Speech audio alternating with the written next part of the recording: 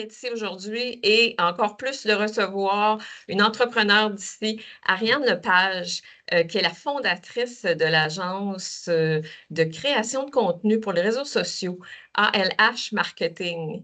Ariane, super contente de t'avoir avec nous. Premièrement, je vais te laisser te présenter un peu ton entreprise et ton parcours. C'est vraiment un des points culminants de nos entrevues.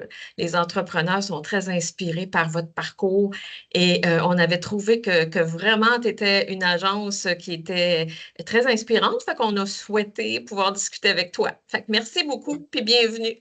Merci, Nathalie, de me recevoir ici. Fait qu'en fait, oui, tu l'as bien dit, là, je suis la fondatrice de ALH Marketing, qui est vraiment une agence de création de contenu pour les réseaux sociaux. Et je suis arrivée là un petit peu par hasard. Je pense quoi que la vie devait vouloir m'amener là. J'ai un parcours qui est très typique, contrairement à d'autres. Il a été très linéaire. J'ai jamais, j'ai fait mon cégep, université, bac maîtrise ensemble en communication marketing. Puis ensuite, j'ai passé environ 4 ans sur le marché de l'emploi. Moi, j'ai jamais pensé que j'aurais une entreprise un jour. Je pensais faire ma vie dans les grandes tours à bureaux à Montréal et tout ça. Finalement, la vie étant ce qu'elle est, c'est pas du tout ça qui est arrivé. Fait que ça va, en 2018, là, ça va bientôt faire 6 ans que j'ai créé cette agence-là. Au départ, c'était pas une agence du tout. J'étais en mode solo. Je voulais rien savoir d'avoir des employés. Je voulais juste comme avoir ma liberté, faire ma vie, puis être à mon compte. Okay. Puis disons que la COVID est arrivée. Il y en a pour qui ça a été très dommageable. Pour moi, ça a été complètement l'inverse. Fait qu'après le gros coup de la COVID, on a eu une croissance vraiment incroyable. On est devenu une petite agence, une équipe de 6 filles. Puis aujourd'hui, c'est ça, 6 ans plus tard, en fait, donc 3 ans plus tard, après, ça fait 3 ans environ qu'on est une équipe, que je peux dire. On est ici, bien en forme encore, puis en croissance aussi à chaque année. Fait que c'est vraiment le fun. OK. Donc, tu fais partie de celles pour qui la phase de la pandémie, ça a été bénéfique, c'est sûr, avec les réseaux sociaux et les entreprises qui ont dû, en quelque sorte, se revirer de bord, comme on dit, pour pouvoir communiquer avec leur clientèle. Et c'est encore le cas de nos jours. Ça a comme pris tout à fait un autre essor, n'est-ce pas? C'est fou, Ce qui là. peut être très bon pour toi. Ça a été très bon pour nous, ça, c'est certain. Je peux pas le. J'ai comme été chanceuse dans cette malchance-là, disons. Là. Oui, Mais exact. les entreprises n'avaient pas Timing. d'autre choix, surtout à ce moment-là, que d'être présents quelque part. Ils n'étaient plus ouverts physiquement. Fait qu'au moins, les communications sociales ont pris un sens, une ampleur vraiment incroyable. Puis je pense que j'étais là au bon moment. Fait que tant mieux, je C'est crois en la vraiment une bonne question de timing. Écoute, je vais te demander quel type de clientèle que tu as réussi à acquérir ou c'est quoi ton client type, ton persona de clientèle? C'est une bonne question. On a vraiment de tout, honnêtement. Puis, tu sais, le marketing, c'est large. Ouais. Même la communication, c'est large. Fait que déjà qu'on est très spécialisé en réseaux sociaux, on n'a pas de client type. Par contre, au final, on a beaucoup d'entreprises, on a beaucoup plus en B2C, disons, qu'en B2B, donc des produits Ouais. qui s'adressent à tous les consommateurs. On a beaucoup de brands en food, en alcool aussi, des entreprises de services, des produits de consommation. Il y a beaucoup d'entreprises aussi qui sont plus en B2B, mais qui nous engagent pour faire du marketing RH, donc pour aller recruter des personnes et tout. Fait que ça va vraiment dans tous les sens, je dirais. C'est super intéressant. Principalement, tu dirais des entrepreneurs du Québec ou des entreprises du Québec ou c'est vraiment plus large que ça? C'est drôle que tu dises ça. En fait, c'est principalement Québec. Les sièges sociaux sont basés au Québec en grande majorité. Par contre, il y a des brands qui sont poussés jusqu'au Canada, États-Unis et tout. Mais on a signé cette année notre premier client qui est en France, tu vois. Fait que qui voulait faire bravo! une percée au Québec. Donc, on les accompagne là-dedans. Puis, c'est la première fois. L'année passée, tu m'aurais posé cette question-là. Je t'aurais dit c'est Québec uniquement. Mais là, Ouais. on a un client qui est basé en France maintenant. Mais tu vois, ça rouvre des opportunités, puis ça laisse voir aux autres entrepreneurs qui nous écoutent que le monde est vaste, puis ça change. Oui. On peut un petit peu, si on veut, s'adresser à l'international, juste avec une belle campagne de réseaux sociaux ou en tout cas une bonne communication. Oui, c'est ça. C'est surprenant. Fait que oui, mais non, je te dirais, c'est, mettons, 95% c'est des entrepreneurs basés au Québec. Là. OK, OK, ben c'est génial. Dis-moi, c'était quoi au départ tes éléments de motivation? T'avais-tu vraiment comme un appel quelconque? T'avais-tu un élément de motivation personnelle en arrière de ça? C'était très personnel, puis c'est super plate, ma réponse, je trouve. Mais en même temps, c'est ça qui m'a poussée. Tu sais, j'étais employée, j'ai un petit garçon, moi, puis j'étais maman d'un jeune garçon, en fait, puis ça a donné que je me séparais du papa, puis je me suis dit, hey, pour vrai, il n'y a aucune chance que ça fonctionne avec un horaire rigide comme ça, un salaire qui est fixe, qui est comme pas assez élevé, tout ça. Fait que je me suis dit, ben ma meilleure chance d'être autonome dans la vie puis de m'en sortir, c'est de partir à mon compte. Fait que honnêtement, c'est vraiment des valeurs de liberté puis de liberté puis de maternité qui m'ont poussée à partir à mon compte. Ça pourrait partir. Ça semble un peu illogique vu de même, là, de lâcher sa stabilité pour aller vers quelque chose qui n'est pas stable du tout, mais je le savais profondément en dedans de moi que c'était la bonne chose à faire. Ça prend un certain courage. Ben, le monde dit ça, puis je suis comme non, pour vrai, c'était même pas courageux, c'était ça, c'était clair. C'était Wow. vraiment ça qu'il fallait que je fasse, je le savais, j'avais un appel de faire ça. Puis avec une telle horaire puis responsabilité, si on veut, parce que là, j'imagine que tu as des employés. Maintenant, oui. Oui, C'est ça? Heureusement que j'en ai avec tout ce qu'on a à faire. Comment tu réussis à garder l'équilibre entreprise, affaires, famille et soin de toi? On s'entend que si on veut réussir, faut prendre soin de soi, puis je pense que tu en fais partie, là. Oui, vraiment, de plus en plus. Tu sais, les premières années, c'est difficile. Tu es en croissance, tu te lances un peu partout dans un sens. J'ai une équipe, tu sais, je suis vraiment chanceuse pour vrai. J'ai une équipe qui est stable. On s'est vu hier, d'ailleurs, on a fait une activité d'équipe. Tu sais, ça fait 3 ans que j'ai des employés. J'en ai une qui est partie à date. Là. Tu sais, toute l'équipe est là encore, est en place, sont fonctionnelles, sont bonnes, sont solides. Fait que moi, ça fait en sorte que c'est tellement plus facile pour moi de garder un bon équilibre. Puis on a la chance de travailler. Tout ce qu'on a besoin, nous, c'est une bonne connexion Internet, un ordinateur, puis de la créativité. Fait qu'on peut faire ça partout. Bravo. Partout et n'importe quand ou presque. Donc, c'est sûr que... Ça amène une belle flexibilité, effectivement. Ça, c'est sûr. Puis dis-moi, la situation économique actuelle, ça a-tu touché ton type d'entreprise ou au contraire, encore une fois, les gens ont encore plus besoin de marketing, puis de bonne communication, puis de stratégie sur les réseaux sociaux?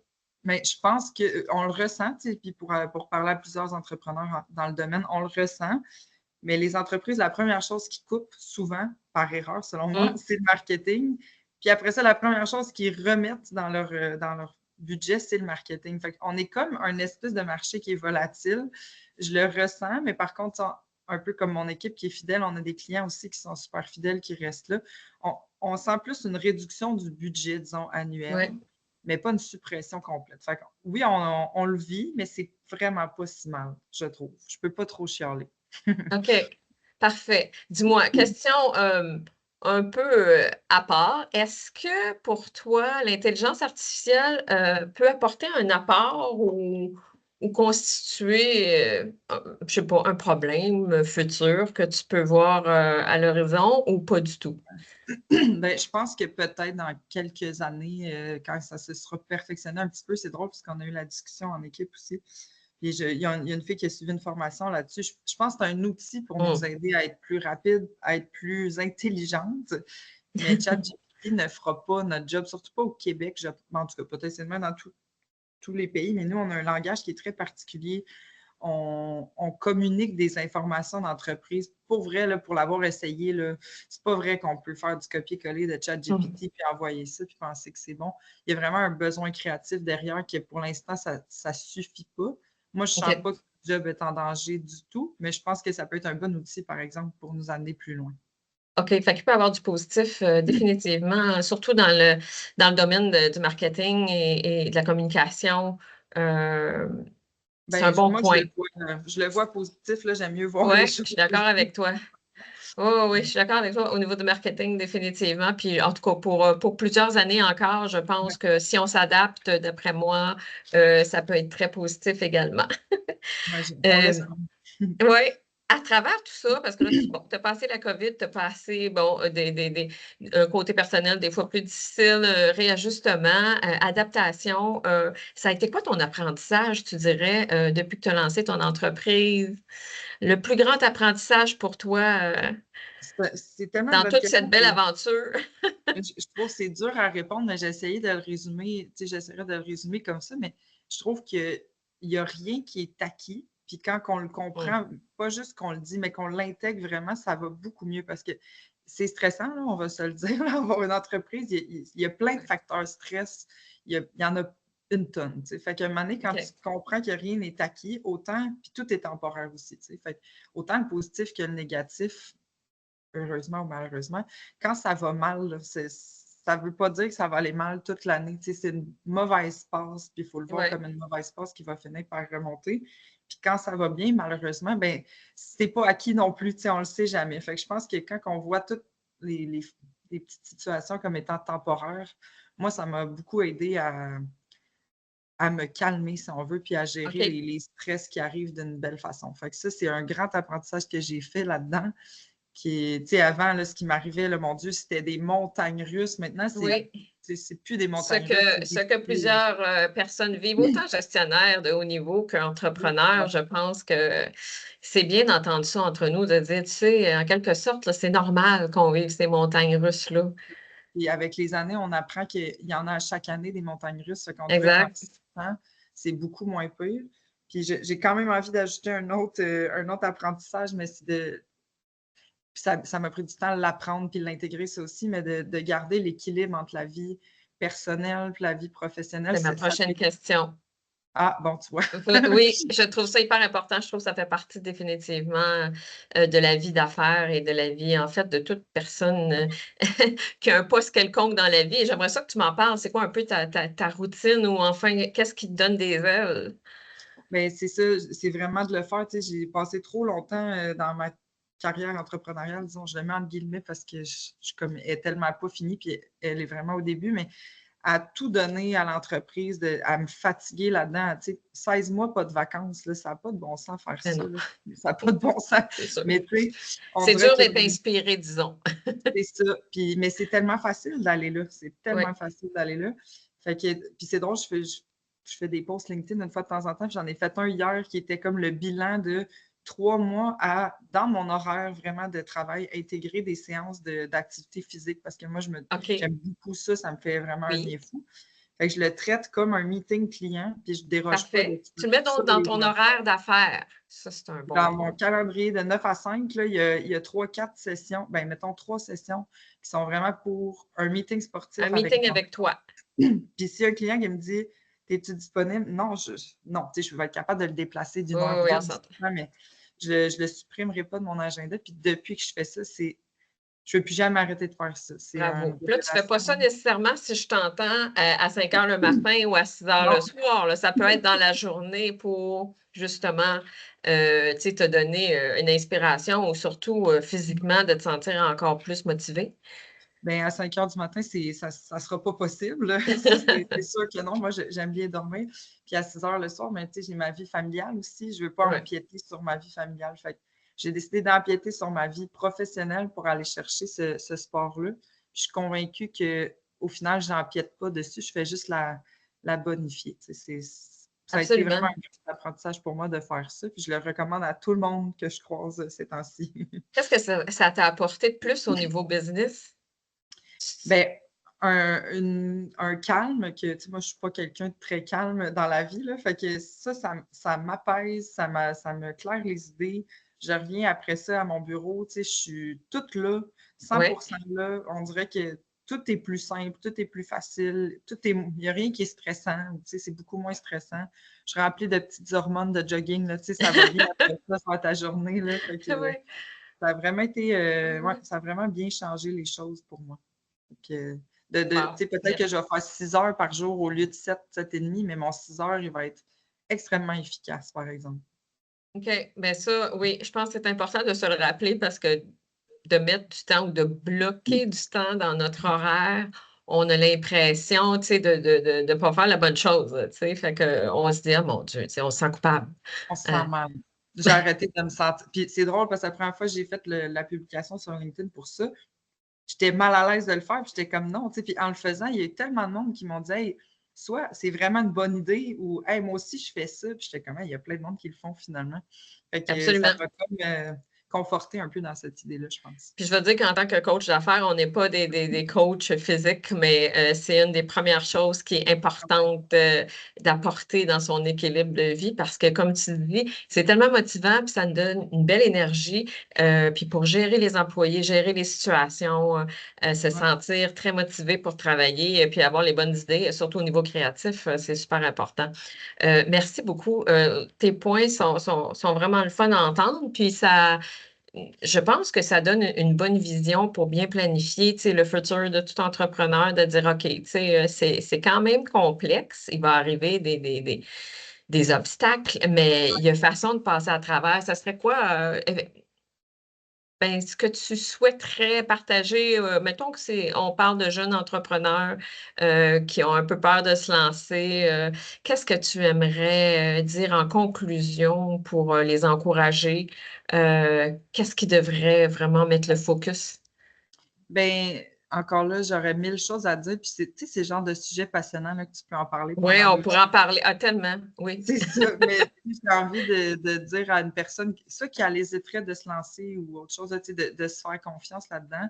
Je- On est les meilleures, en fait, personnes sans se faire confiance, je pense, pour aller au bout de nos rêves puis au bout de nos objectifs. Puis si notre rêve, c'est de partir une entreprise, bien, en théorie, on a tous les outils pour le faire si on se fait confiance là-dedans.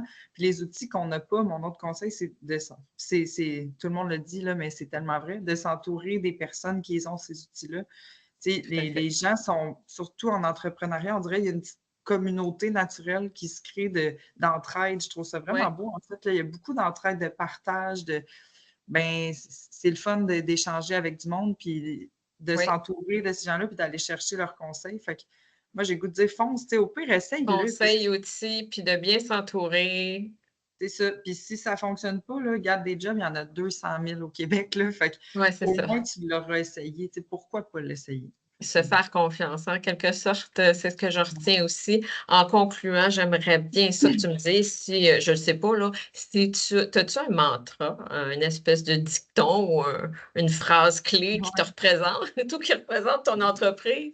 Ben, j'en ai deux, en fait, au OK. personnel et au professionnel, mais je dis tout le temps à tout le monde, crois en la vie. Là. Moi, je pense qu'elle est bien faite, la vie, puis elle va nous amener là où qu'il faut, elle va nous amener c'est un peu quétaine, mon affaire, mais tu sais, elle va nous amener Ben oui, les puis non. obstacles qu'on est capable de gérer ou bien qui vont nous challenger, qui vont nous apprendre des choses. Fait qu'il faut y croire en la vie, puis moi, je pense vraiment qu'elle est bien faite. Puis au niveau de ma philosophie entrepreneuriale, je dirais, avec les employés, surtout, c'est de vivre et laisser vivre. Tu sais, autant dans mes OK. contrats d'affaires de service, il y a beaucoup de vivre et laisser vivre. Tu sais, jamais je fais Ouais. signer un client pour, mettons, un an, jamais. Les employés aussi, tu sais, c'est comme, je vous fais confiance, il faut, là, tu sais, à un moment donné, je vous fais confiance, faites vos choses, puis ça va bien aller. Tu sais. Fait que si tu crois en la vie, puis que tu vis, puis que tu laisses vivre, là, je pense que tout peut juste bien aller après, honnêtement. Merci infiniment. Tu es aussi inspirante, sinon plus que ce que j'avais imaginé. Tu peux, C'est tu peux-tu nous dire où, comment qu'on peut te rejoindre, sur quelle plateforme, justement, ou c'est quoi un peu les connexions qu'on peut avoir avec toi? ben, ma connexion préférée, puis mon réseau social préféré, c'est définitivement LinkedIn, là, sous mon nom OK. complet, qui est Ariane Lepage Hurtaud. C'est un très long nom. Et on comprend le ALH marketing aussi. Mais ouais, c'est là-dessus que je partage le plus de pensées, que j'ai le plus d'échanges aussi avec des entrepreneurs. Fait que LinkedIn, je pense que c'est la bonne voie, disons, là, Mm. pour avoir ces contacts-là. Où on se rejoint Ouais. définitivement. Merci encore. Et puis, on souhaite pouvoir communiquer avec toi pour faire une autre entrevue d'ici quelques années pour voir l'évolution. Oui, en espérant que ça ait bien évolué. Puis, ouais. Définitivement. Merci beaucoup, Merci. Ariane, et bonne continuité. Merci beaucoup. Au revoir.